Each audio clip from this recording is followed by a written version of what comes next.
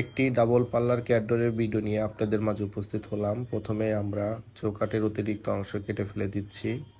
এরপরে পাল্লাটি আমরা কেটে নিব।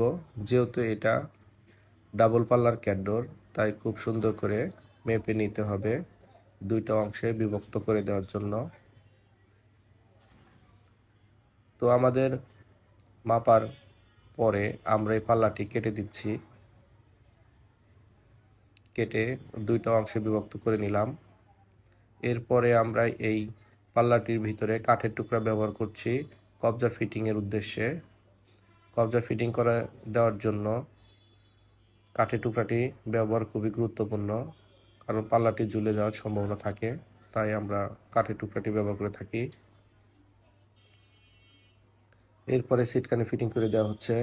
হ্যান্ডেল নির্দিষ্ট মেজারমেন্ট অনুযায়ী এগুলো বসাইতে হয়, নাহলে দেখতে খারাপ লাগে। তো আমাদের প্রায় কাজ শেষের দিকে। তো আলহামদুলিল্লাহ ক্যাডডোরটি কমপ্লিট হয়েছে।